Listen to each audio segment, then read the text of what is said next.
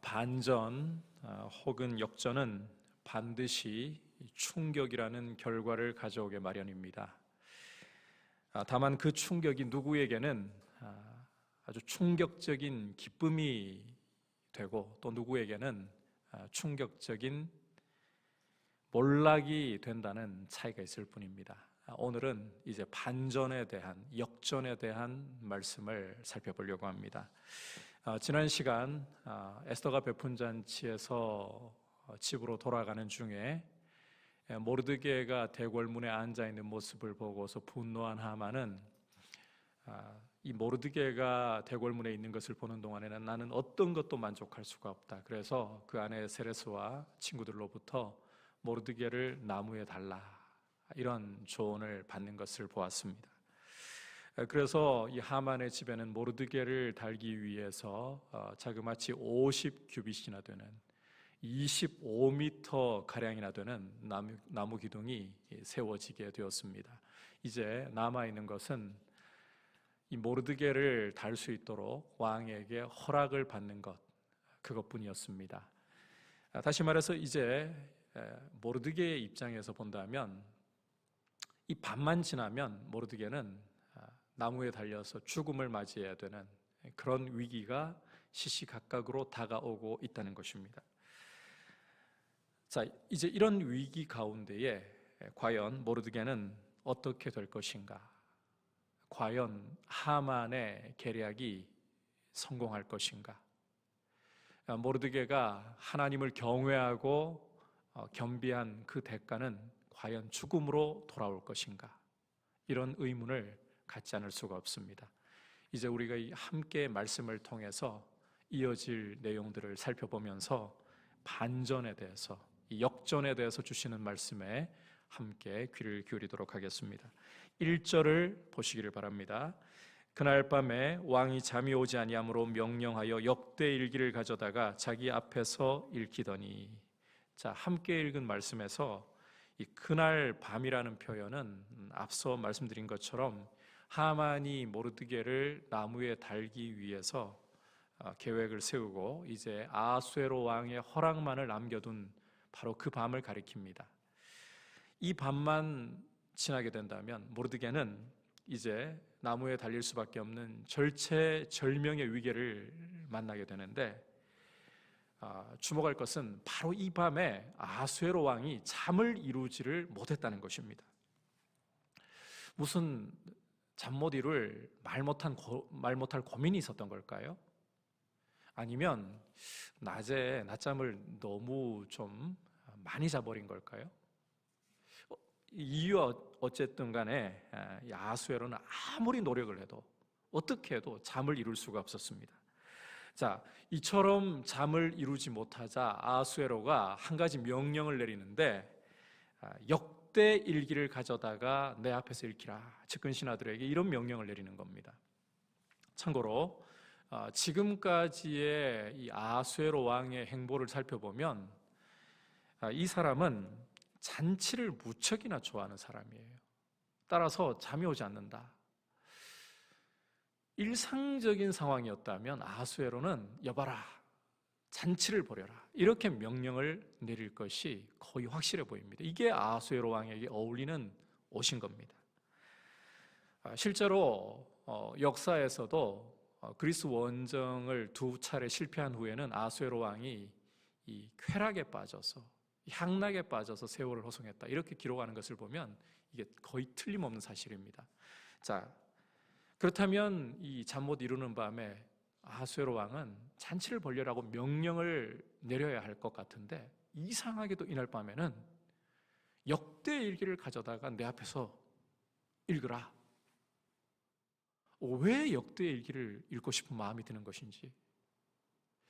혹시 좀 지루한 책을 읽다 보면 그냥 잠이 올 수 있잖아요. 아수에로 왕이 이런 효과를 노린 것인지. 어쨌든 간에 아수에로 왕은 역대일기를 가져와서 읽게 만들었고, 하지만 이 역대일기를 읽는 내내 결국 잠이 들지 못한 채로 밤이 벌써 지나가고 어느새 날이 밝아오는, 아침이 다가오는 시점까지 이르게 되었습니다. 자, 이제 이렇게 아침이 밝아오는데 그때 갑자기 이 역대일기의 내용 가운데 아수에로의 귀를 사로잡는, 귀가 번쩍 뛰게 하는 내용이 들려왔습니다. 2절 함께 읽어보겠습니다. 그 속에 기록하기를 문을 지키던 왕의 두넷이 빅다나와 데레스가 아수에로 왕을 암살하려는 음모를 모르드게가 고발하였다 하는지라. 자, 이 아수에로 왕의 귀를 번쩍 뛰게 했던 말은 다름 아닌 모르드게가 왕을 암살하려고 하는 두넷시의 음모를 고발했다는 것이었습니다. 다시 말해서 모르드게가 자기의 생명의 은인이 되어 주었다는 것입니다. 자, 그런데 그 순간에 이 모르드게에게, 자신의 생명의 은인인 모르드게에게 무엇을 상으로 내렸는가? 아수에로 왕이 아무리 생각을 하려고 해도 도무지 상을 준 게 떠오르지가 않습니다. 그래서 3절에서 보듯이 이 일에 대해서 무슨 종기와 관작을 모르드게에게 베풀었느냐, 측근 신하에게 물어보는 거예요. 그런데 이게 웬일입니까? 신하들에게서 이 돌아오는 대답이 아무것도 베풀지 않았나이다. 아무것도 없었다는 거예요. 이럴 수가. 생명의 은인인 모르드게에게 아무런 상도 내리지 않았더니 이런 수치가 있을 수가 있나? 그래서 아수에로는 그 순간 즉시 모르드게에게 상을 내려야 되겠다고 결정을 하고 4절에서 보듯이 누가 뜰에 있느냐, 밖에 누가 있는지를 찾습니다. 자, 이 순간 누가 뜰에 와 있는가? 우리 4절 후반부 마침부터 함께 보도록 하겠습니다. 마침 하만이 자기가 세운 나무에 모르드게 달기를 왕께 구하고자 하여 왕궁 바깥 뜰에 이른지라. 자, 지금 분위기로 보면 굉장히 이른 시간입니다. 그런데 벌써 하만이 왕궁에 들어와 가지고는 이 왕이 있는 이 뜰까지 벌써 이른 겁니다.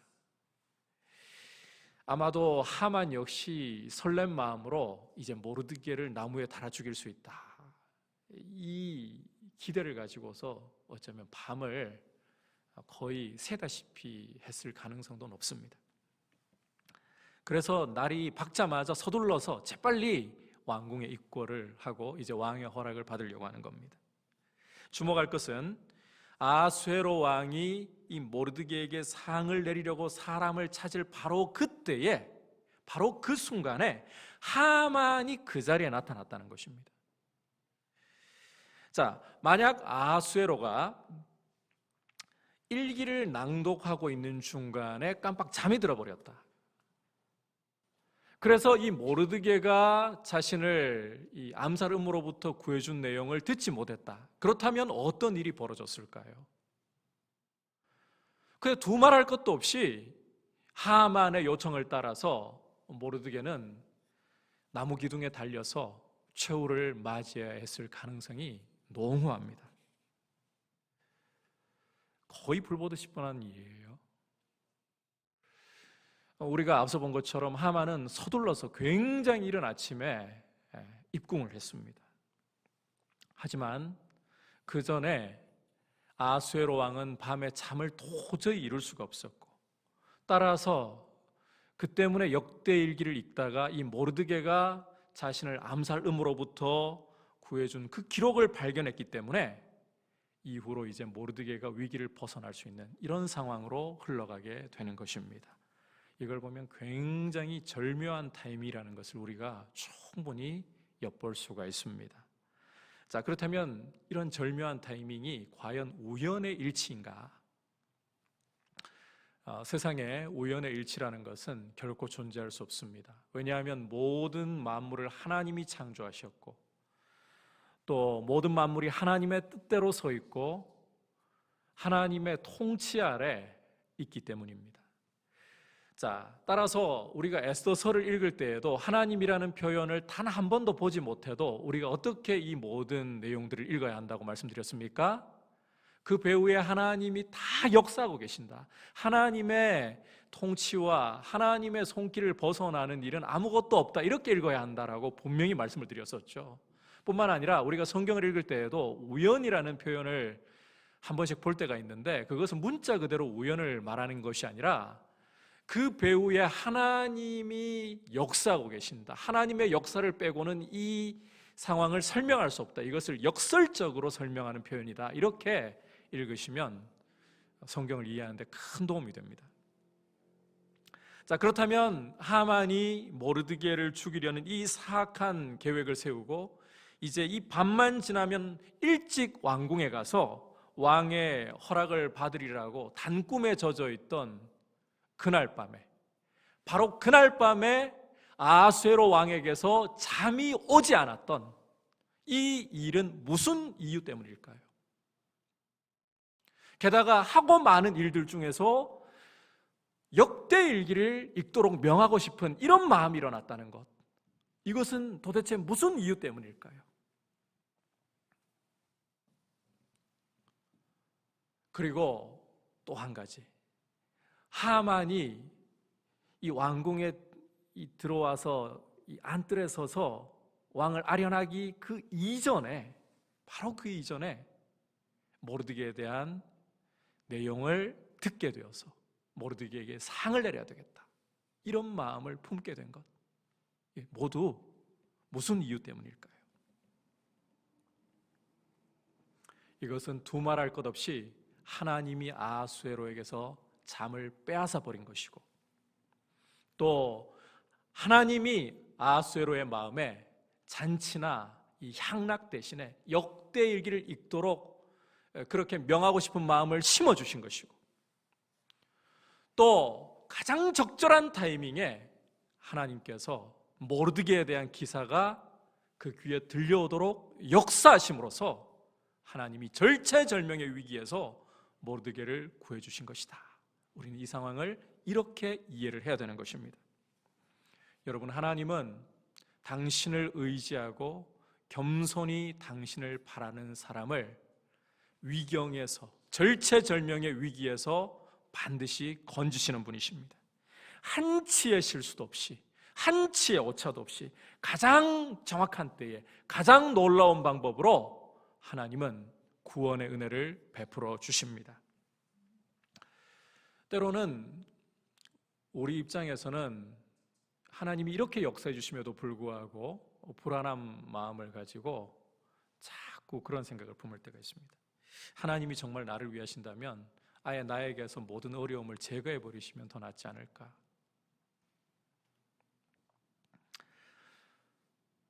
왜 나한테 이런 위기를 허락하시는 걸까? 자, 그런데 우리가 성경 어디를 찾아봐도 정말 하나님이 사랑하시고 아끼시는 사람이라고 해서 위기를 면제해 주신다, 어려움을 면제해 주신다, 그런 것을 결코 찾아볼 수가 없습니다. 에스겔 14장에서 하나님께서 의인들의 대명사로 말씀하시는 세 사람이 있습니다.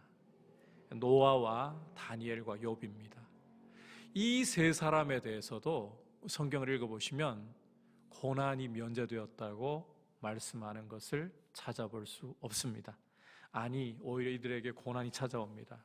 노아의 경우는 언제 하늘에서 비가 쏟아질지 그런 징조조차 보이지 않습니다. 하지만 방주를 만들면서 사람들에게 이 멸시와 조롱을 당하는 그런 큰 어려움을 겪어야 했고, 무엇보다도 세상을 뒤집어버릴 홍수 심판이 다가오는 그런 위기를 앞에 두어야 했습니다. 다니엘은 하나님을 경외함에도 불구하고 바벨론의 포로로 끌려가야 했고, 사자굴에 던져질 뻔한 위기를, 던져지는 위기를 겪어야 했습니다.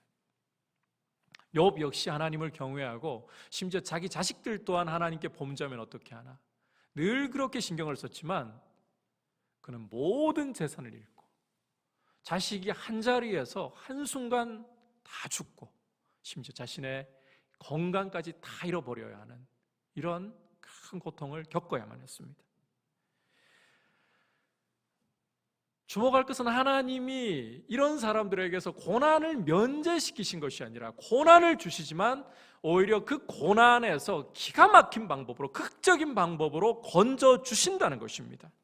모르드게 역시 마찬가지입니다. 하나님 말씀을 따라서 겸손히 하나님을 신뢰하고 하나님께 자신과 유다인의 길을 맡긴 결과 고난이 면제되지 않았습니다.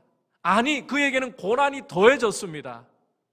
유다인 진멸 계획이 실행되기도 전에 먼저 죽임을 당할 이런 고난이 오히려 더해졌을 뿐입니다. 하지만 한치의 실수도 없이, 한치의 오차도 없이 가장 적절한 때에 하나님은 모르드게를 이 위경에서 건져 주셨습니다. 아하수에로 왕에게서 잠을 빼앗아 버리심으로써, 아하수에로 왕의 마음 가운데 역대일기를 읽고 싶은 마음을 심어버리심으로써, 그리고 이 하만이 들어오는 타이밍과 모르드게에 대한 그 기사를 듣는 그 타이밍을 절묘하게 조절하심으로써 하나님은 모르드게를 위경에서 건져 주신 것입니다. 아무리 하만이 설레서 잠을 설치고 일찍 입궁하려고 한들 소용없습니다. 하나님이 가장 정확하고 가장 놀라운 방법으로 일을 하시는 거예요. 그야말로 극적이라는 표현이 가장 잘 어울릴 방법으로 하나님은 당신을 의지하고 겸손히 당신을 바라보는 모르드게를, 하나님의 사람을 건져내시는 것입니다. 여러분, 우리를 사랑하시고 우리를 위해서 독생자도 아끼지 않고 내어주신 우리 아버지 하나님께서 우리에게도 동일하게 역사하시는 줄 믿습니다. 하나님은 우리에게서 고난과 어려움을 면제하시기보다 고난과 어려움이 찾아올 때에도 가장 적절한 때에, 하나님의 때에 또 가장 적절한 방법으로 우리를 놀랍도록 건지시고 보호해 주시는 줄 믿습니다. 이 사실을 굳게 신뢰할 수 있기를 축복합니다. 자, 이제 계속해서 이 역전을 이루시는 내용에 대해서도 좀 더 구체적으로 살펴보도록 하겠습니다. 이제 다시 말씀으로 돌아와서 하만이 뜰에 있다는 말을 듣고 아하수에로 왕은 하만을 어서 들어오도록 명령을 내렸습니다. 그리고는 6절 전반부에서 보듯이 하만에게 왕이 존귀케 해주기를 원하는 사람에게 어떻게 해야겠느냐라고 묻습니다.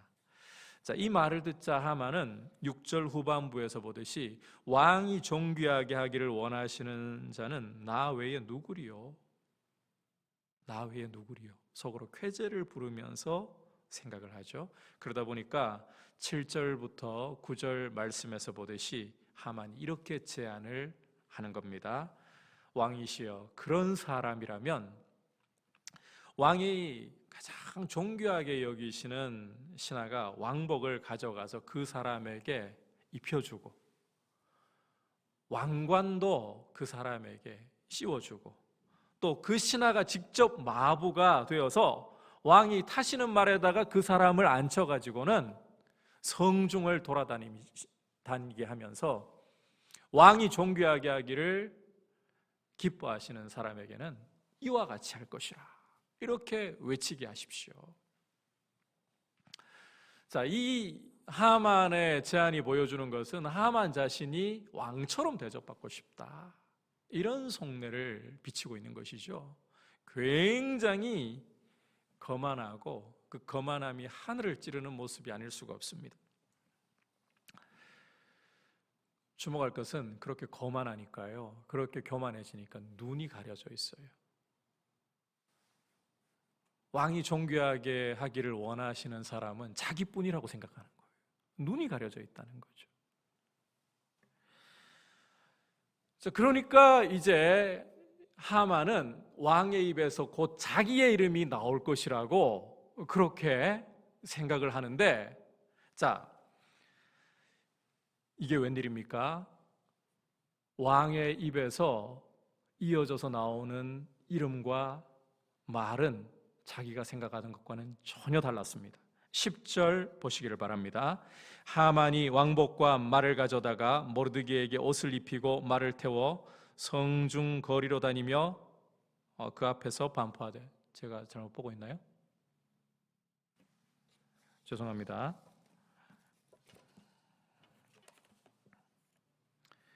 죄송합니다. 제가 잘못 읽었습니다. 이에 왕이 하만에게 이르되 너는 내 말대로 속히 왕복과 말을 가져다가 대궐문에 앉은 유다 사람 모르드게에게 행하되 무릇 내가 말한 것에서 조금도 빠짐없이 하라. 자, 지금 왕의 입에서 나온 이름은 누구의 이름이었습니까? 모르드게이죠. 충격 그 자체예요. 이 하만 눈에 그야말로 가시 같던 그 모르드게의 이름이 왕의 입에서 나오다니, 그 사람이 왕이 존귀하게 해주기를 원하는 사람이었다니, 이런 반전이 있을 수가 있나? 이 모르드게 달기를 구하러 들어갔다가 이 어리석고 교만한 말로 하만은 졸지에 자신이 모르드게의 마부 신세가 되고 만 것입니다. 하지만 자신이 한 말이고 왕명이 떨어졌기 때문에 이제 하만으로서는 어쩔 도리가 없습니다. 따라서 하만은 이 모르드게를 그렇게 대우한 후에 계속해서 12절과 13절에서 보듯이 이제는 머리를 감싸지고는 급히 집으로 가서 이 모든 상황을 자기 아내 세레스와 친구들에게 다 토로하기 시작합니다. 자, 그런데 이 이야기를 듣고 친구들 중에 지혜로운 자들과 그 아내 세레스가 하는 말은 하만에게 더 충격입니다. 13절 후반부 모르드게가부터 보시기를 바랍니다. 모르드게가 과연 유다 사람의 후손이면 당신이 그 앞에서 굴욕을 당하기 시작하였으니 능히 그를 이기지 못하고 분명히 그 앞에 엎드러지리이다. 지금 하만에게 필요한 게 어떤 말일까요?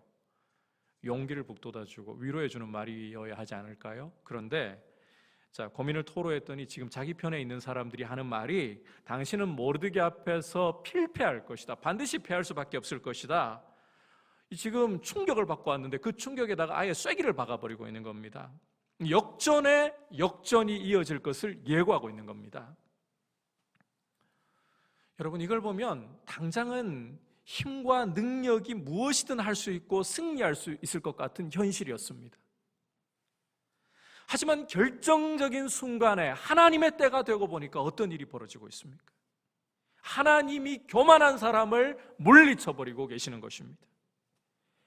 하지만 이 교만으로 눈이 가려져 있는 사람은 세상이 전부 자기 중심으로 돌아가는 줄 알고 이런 하나님의 역사, 이런 하나님의 손길을 결코 볼 수가 없습니다. 따라서 하늘 높은 줄 모르고 위로 솟구쳐 오르다가 결국은 깊은 골짜기로 곤두박질 칠 수밖에 없게 되는 것입니다. 이게 바로 하만의 모습이고 이게 교만한 자의 결국이라는 거예요. 하나님은 교만한 사람을 물리치십니다. 반면에 겸손한 사람에게는 역전의 은혜를 베풀어 주십니다. 지금까지 모르드게가 보여주었던 모습은 겸손과 충성스러움 그 자체였었죠. 그렇게 묵묵히 하나님을 의지했더니 놀라운 일이 일어나잖아요. 원수였던 하만이 자기를 찾아와 가지고는 왕복을 입혀줘요. 왕관을 씌워줘요. 왕이 타는 말에다가 자기를 태우고는 자기의 마부가 되어가지고 왕이 존귀하게 하기를 기뻐하시는 사람에게는 이같이 대우할 것이라 성중을 다니면서 다 외치고 있잖아요. 완벽한 역전이 일어난 거예요. 이처럼 하나님은 당신의 때에, 당신의 시간에 겸손히 당신을 의지하는 사람에게 이와 같은 역전의 은혜를 베풀어 주시는 줄 믿습니다. 따라서 베드로는 하나님의 능하신 손 아래서 겸손하라. 때가 되면 너희를 높이시리라. 그렇게 성도들에게 당부하고 명하고 있는 것입니다. 겸손이 존귀의 길잡이가 되도록 하나님은 반드시 그렇게 역사하십니다. 따라서 겸손히 하나님을 의지하고 하나님의 능하신 손 아래서 겸손하려고 더욱더 힘쓸 수 있기를 축복합니다. 무엇보다도 하나님의 이 신실하시고 자비하심을, 이 역전의 은혜 주심을 믿음으로 굳게 붙들 수 있기를 축복합니다. 이틀 전 이 마가복음 5장을 묵상하면서 야이로의 딸을 살리시는 부분을 보았었는데, 이 말씀 속에서 주님이 의도적으로 강조하셨던 내용 중 하나가 믿음이에요. 이 말씀을 읽어보시면 이유 있는 지연을 하신다라는 걸 발견할 수가 있습니다. 주님이 이유 있는 지연을 하고 계신다. 이 야이로의 입장에서 보면 죽어가는 딸을 살리는 것보다 더 시급한 문제가 없습니다. 그런데 이 야이로의 딸을 살리러 가시던 중에, 죽어가고 있는 딸을 살리러 가시던 중에 중간에 12해 동안이나 혈루증을 앓던 여인이 주님 옷자락만 잡아도 내가 고침을 받으리라. 그래서 무리 가운데서 숨어가지고 뒤로 와서 예수님 옷자락을 만졌잖아요. 그러자 혈루증이 깨끗하게 나았죠. 그러면 주님이 지금 급한데 이 여인 나았으니까 됐다, 속으로 그렇게 생각하시고 가셔도 될 것 같은데 일부러 가던 걸음을 딱 멈추시고는 무리 가운데서 두리번거리시면서 누가 내 옷을 만졌느냐, 내게서 능력이 나갔다. 제자들도 답답합니다. 전부터 지금 무리가 주님 에워싸가지고 밀고 있는데 누가 만졌느냐니요. 그래도 주님은 자꾸만 지금 급한데 여인을 찾고 계시는 거예요. 그래서 어쩔 수 없이 이 여인이 앞으로 나와서 자기에게 있었던 모든 일들을 하나하나 설명하고 있죠. 시간이 흘러가고 있어요. 자꾸 가시는 길이 지연되고 있는 거예요. 그런데 주님은 그 이야기 다 듣고 심지어 나중에는 딸아, 내 믿음이 너를 구원하였다. 아니, 이렇게 여유를 부리실 틈이 없다니까요.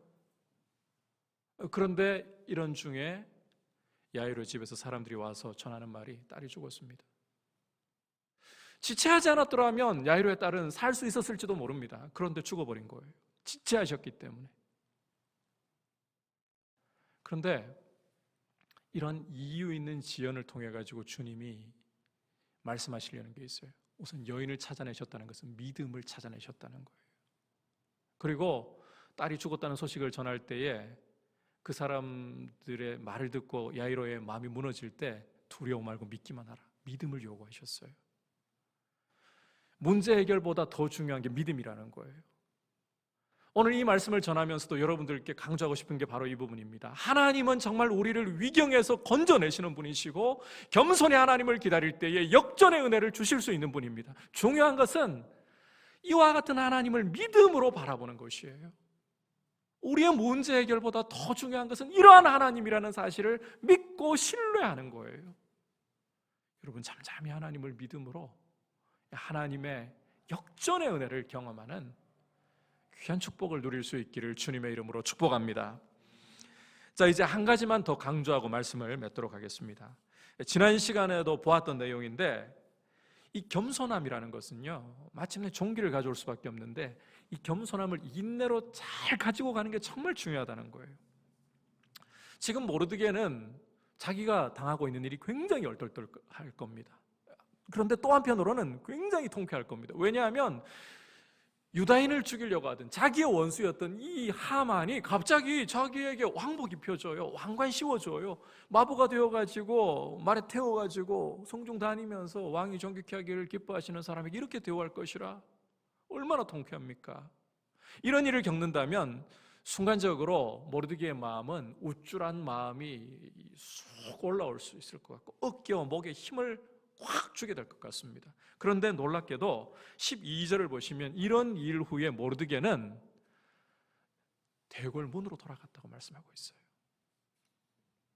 자기의 자리로 돌아가고 결코 우쭐해지거나 자기를 높이려 하지 않았다는 것입니다. 이것은 겸손에 겸손을 다하는 모습인 겁니다. 한 번의 겸손으로, 일시적인 겸손으로 모르드게는 그치지 않고 계속해서 겸손을 이어가고 있다는 거예요. 이게 정말 중요한데, 왜냐하면 인내하고 지속하는 것이야말로 그 사람이 정말 신뢰하고 믿는 게 무엇인가를 가장 잘 보여주는 것이기 때문입니다. 모르드게는 겸손이야말로 종기를 가져오는 길잡이다. 하나님의 역사를 보는 길잡이다. 그렇게 이해하고 믿고 있다는 거죠. 겸손으로 또 이어가고 있다는 게.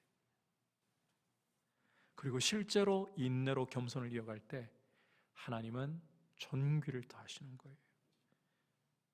그래서 이어지는 말씀들은 존귀가 존귀를 불러오는 이런 내용들입니다. 하지만 교만할 때, 교만을 회개치 않을 때에 하나님은 몰락에 몰락을 더하시는 겁니다.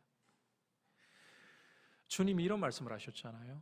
무릇 있는 사람은 받아서 더하게 되고 없는 사람은 그 있는 것마저도 빼앗긴다.